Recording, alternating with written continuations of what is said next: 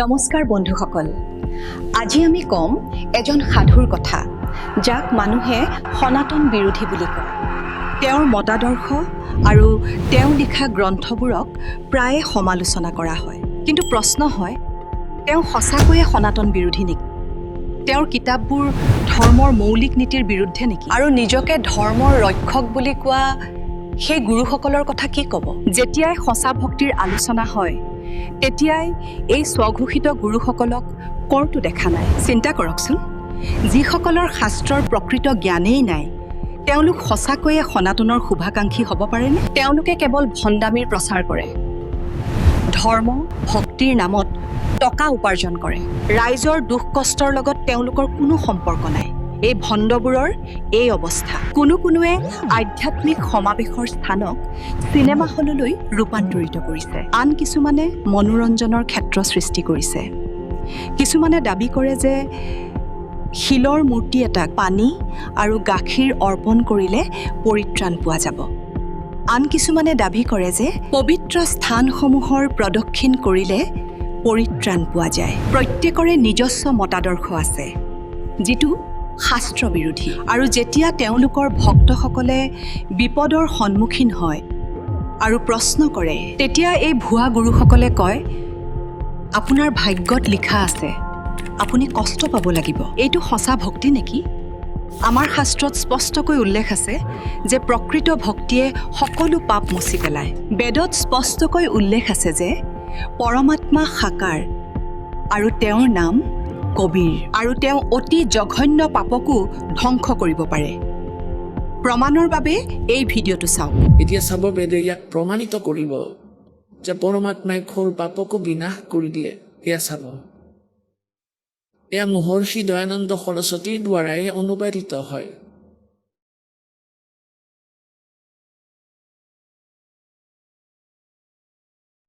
প্ৰকাশক সাৰ্বদেশিক আৰ্য প্ৰতিনিধি সভা, ২-৫ মহৰ্ষি দয়ানন্দ ভৱন, ৰামলীলা মৈদান, নতুন দিল্লীৰ পৰা।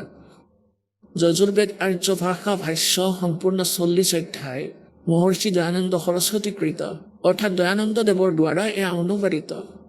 মুদ্ৰক Prince offset printers, ১৫১০ Pataudi house, Daryaganj, নতুন দিল্লীৰ পৰা। এতিয়া চাব, যজুৰ্বেদৰ ৮ নম্বৰ অধ্যায়ৰ ১৩ নম্বৰ মন্ত্ৰই স্পষ্ট কৰিব। এয়া ৮ম অধ্যায় আৰু ২৪১ পৃষ্ঠাত ৮ নম্বৰ অধ্যায়ৰ ১৩ নম্বৰ শ্লোক। ইয়াত কি লিখা আছে যে দেৱ কৰ্তস্য এনেছে এবেদনমসি, মনুষ্য কৰ্তস্য এনেছে এবেদনমসি, পিতৃ কৰ্তস্য এনেছে এবেদনমসি, আত্ম কৰ্তস্য এনেছে এবেদনমসি, অনস্য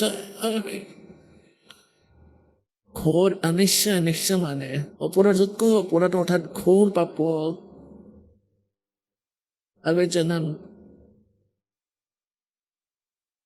এতিয়া আপোনালোকক এয়া দেখুৱাও, ২৪২ পৃষ্ঠাত এওঁই অনুবাদ কৰা। এয়া ২৪২ পৃষ্ঠাত, সেই সকলোৰে উপকাৰ কৰোতা মিত্ৰ আপুনি। এতিয়া ইয়াত তেওঁ মিত্ৰ শব্দ প্ৰয়োগ কৰিছে, কিন্তু পৰমেশ্বৰ নিলিখিলে, কাৰণ এওঁ জানিছিল বেদ পঢ়োতাজনে মোক সম্পূৰ্ণ বিশ্বাস কৰিব, আৰু মই ইয়াত যদি লিখি দিওঁ মিত্ৰ বুলি, তেন্তে তেওঁলোকে ভাবিব যে মিত্ৰৰ বিষয়ে লিখা হৈছে, ভগৱানৰ বিষয়ে নহয়। গতিকে এনেকৈ পঢ়ি আগবাঢ়ি যাব।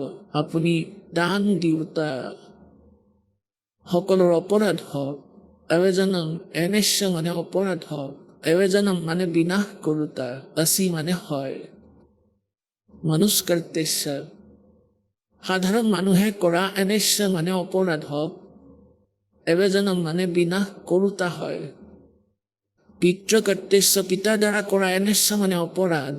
এয়া অপৰাধী লিখিব লাগিছিল, বিৰোধ আচৰণ লিখিছে। ভালদৰে হৰণ কৰোতা, নাশ কৰোতা হয়। নিজৰ দ্বাৰা কৰা এনেশ্য মানে পাপ, এনেশ্য কওক, এনেশ্বৰ অৰ্থ পাপ কওক, এনেশ্য মানে অপৰাধ কওক। এনেশ্য মানে অপৰাধ বা পাপ এটা শব্দই হয়। এনেশ্য মানে পাপক দূৰ কৰোতা, এবেজনম মানে নাশ কৰোতা, এবেজনম বিনাশ কৰোতা, এবেজনম মানে বিনাশ কৰোতা হয়। এনেশ্য অৰ্থাৎ অধৰ্মৰো অধৰ্মৰ মানে ঘোৰ পাপ এবেজনম মানে নাশ কৰোতা হোৱা এতিয়া মই জানি বুজি যিকোনো ধৰণৰ অধৰ্ম আচৰণ কৰোঁ বা অজানিতে যিবোৰ কাম কৰোঁ সেই সকলোবোৰ এনেশ্য মানে অপৰাধ পাপ দুষ্ট আচৰণ নহয় পাপ আপুনি এবেজনম মানে নাশ কৰোতা হয়।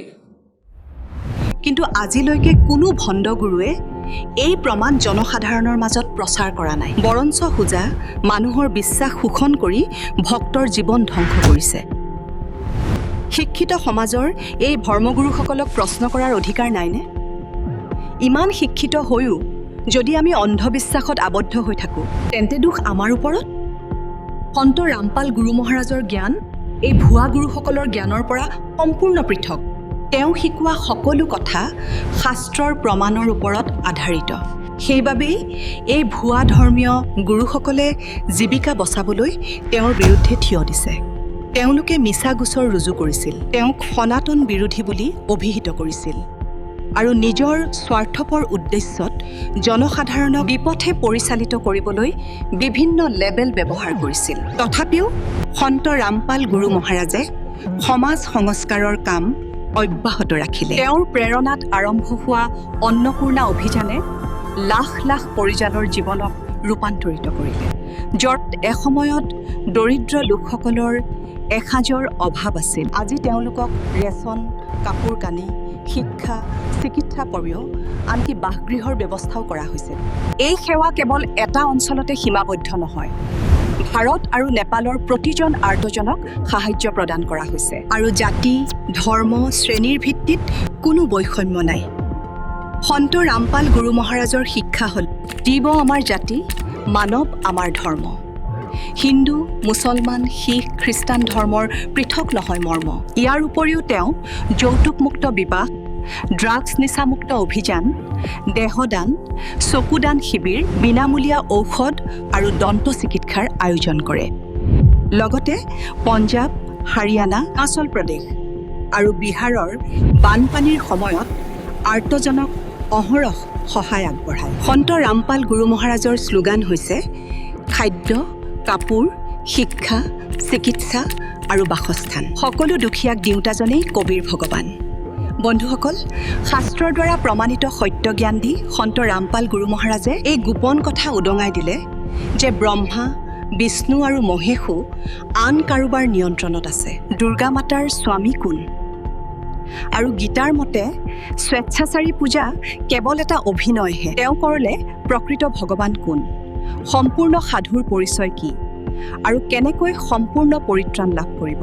এই প্ৰকৃত জ্ঞানেই ভণ্ড গুৰুসকলক উদঙাই দিছিল আৰু বিশ্বাসৰ আৱৰণত চলি থকা ব্যৱসায় বন্ধ কৰি দিছিল। এতিয়া আমি অন্ধভাৱে অন্ধভক্তি কৰা উচিত নহয়, বৰঞ্চ আমাৰ ধৰ্মশাস্ত্ৰ খুলি নিজে চাব লাগে যে প্ৰকৃত পৰমাত্মা কোন আৰু সঠিক পথ কি। সন্ত ৰামপাল গুৰু মহাৰাজে কোৱাৰ দৰে বিশ্ব ব্ৰহ্মাণ্ডৰ সৃষ্টি ৰচনা নিশ্চয় শুনিব।